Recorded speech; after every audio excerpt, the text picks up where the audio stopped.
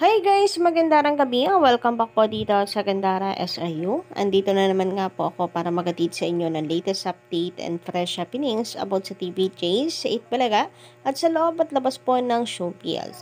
So for tonight's video, ang pag-uusapan po natin ay patungkol po dito sa GMA executives na kung saan ayon sa chika nagkakanda talo-talo na nga po ang mga GMA executives dahil sa Tape Inc. sa tahanang pinakamasaya ng tape. So, nagtatalo-talo po sila para malaman kung ano nga ba ang magandang gawin para sa kanilang noon time. Well, for sure, may kanalaman po ito sa patuloy po na pagbulusok ng ratings ng tahanang pinakamasaya. So, GMA executives ang nagtatalo-talo. And, base pa doon, mukhang sila yung nagmi-meeting kung ano po ang dapat gawin sa programa para mapataas ang ratings at magkaroon naman ng laban. Di ba? Dapat ang mag-isip niya na yan, Tape Inc. Dapat sila po yung mag-offer magsabi sa GMA Network na kung anong kanilang gagawin para makumbinsi nila ito na patuloy pa rin silang pagkatiwalaan at i-renew pa rin ang kanilang kontrata. Pero bakit parang mayroon ng pakikigaw-gaw itong GMA Network sa production ng noontime show? So, isa na rin ba sila sa mga producer? O talaga mang ligwak na ang Tape Inc. at gagawa na lamang ng sariling noontime ang GMA Network? So, yan po ang ating aalamin sa video na ito. But before that, narito naman ang ating chika na nasaga po sa social media patungkol po sa isang programa ng ABS-CBN na napapanood po sa TV5. Walang iba kundi po ang Magandang Buhay. Sapagkat hindi na daw po ito ere pa sa TV5.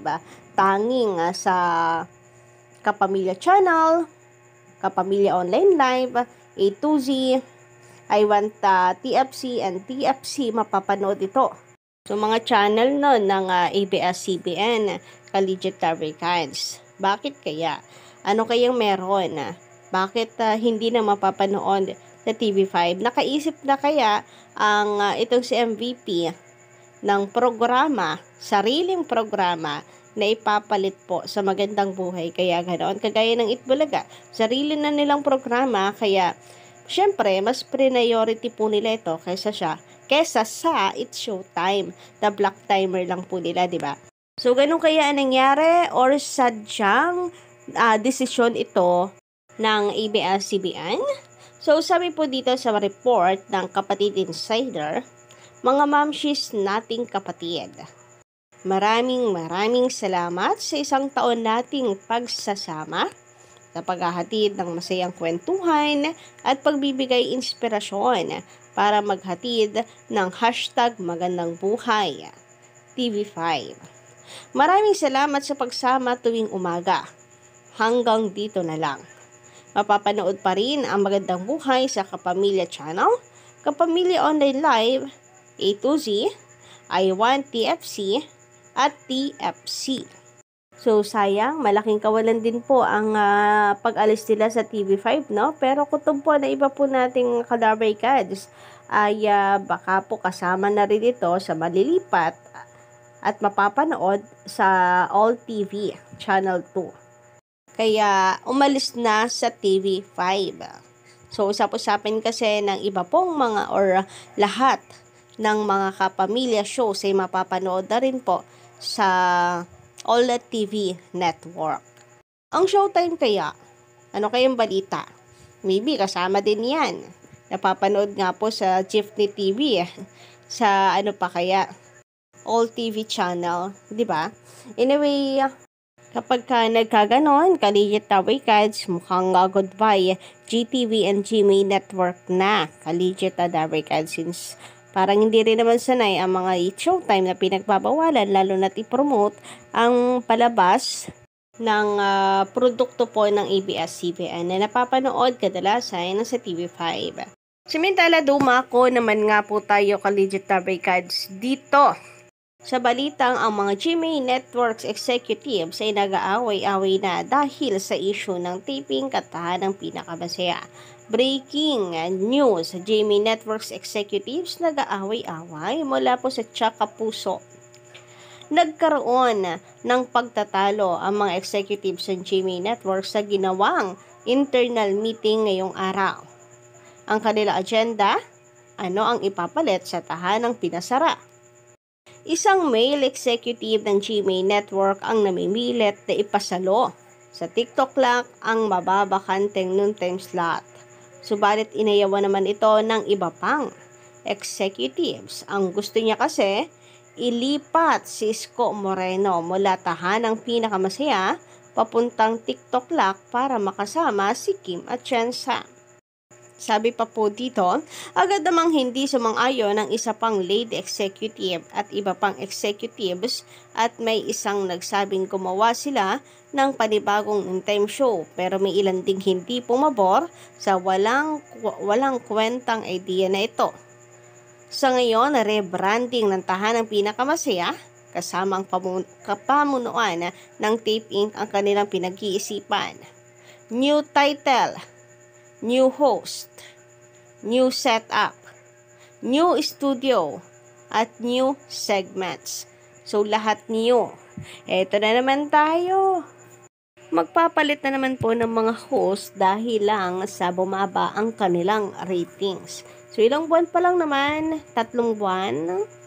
Yung straight, talagang kulelat po sila sa ratings. Nung nakaraang taon, iba-iba pa kasi nakakatungtong sila ng 3%. Pumapangalawa sa Itbulaga at kulelat ang showtime. Pero ngayon, wala, talagang lagapak po sila. Samantala, sabi pa dito, ayon pa kay Lady Executive, dapat daw ay may pundasyon na sa telebisyon at may hatak na sa masa ang ipalit sa nasabing pumanaw na noontime show. Grabe naman sa pumanaw na noontime show. Anyway, ayun na nga, Alden Richards, kasama ka ba dyan? Dapat daw ay may pundasyon na sa telebisyon. Kilala na. Para hindi po nangangapa ang mga bagong viewers ko anong ibubuga ng mga bagong host. Samantala, sabi pa po dito, malamang hindi rin kukunin ng It's Showtime yan dahil malaki ang rent sa slot ng GMA. Sa dami ng binabayarang artista ng It's Showtime, baka malugi din sila. Pwede siguro kung magiging partner sila kapalit ng mababang renta. Sabi naman dito ni Cham Bermudo, okay na yan para makapag-concentrate na si Mayor Bullets sa kanyang constituent. Napapabayaan na siguro dahil palaging nandito sa Maynila. So patungkol po dito, Kalidja Tabicat sa sabi naman ni Sir Noli Del Rosario, lumalabas puro kasinungalingan ang content ng mga tip at Jimmy 7 Defender. Kasi maapaw raw ang ads, maraming pasabog, totoo nga naman, sila ang sumabog. Kulang pa Sir Noli, napaka-engrande daw ng kanilang Sabado. Sa sobrang pagka-engrande, last day na pala nila yon. Grabe. Bakit kasi ayaw na lamang nila sabihin yung totoo? Hindi pa rin sila pa hype sa social media. May paparating, may ayanigan ng time. Sila ang number 1 ng time show. Sana hindi lang hanggang salita. Dapat talagang pinapatunayan nila yan. Kaso wala ligwak na po sila. Ligwak na. Kagaya po nitong si Yorme na kung saan, base nga po sa nabasa nating article, is ayaw nila na maging parte si Yorme ng kanilang TikTok Lock. Nako, bakit nga naman kasi kailangan pang isama si Yorme kung ang gusto po nila mag-rebrand na lamang. So, ligwak din si Yorme sa GMA Network, ganon. Anyway, guys, pa-comment na lamang po dyan sa baba na inyong mga komento, reaction at salobin. And babasuhin po natin yan sa susunod po natin mga updates. But hanggang dito lamang po muna sa ngayon ang atin pong balita. Don't forget always to click the subscribe button first. and the notification bell para maging updated po kayo sa mga susunod nating balita na may kinalaman sa TVJ, sa itulaga, and sa loob at labas ng showbiz.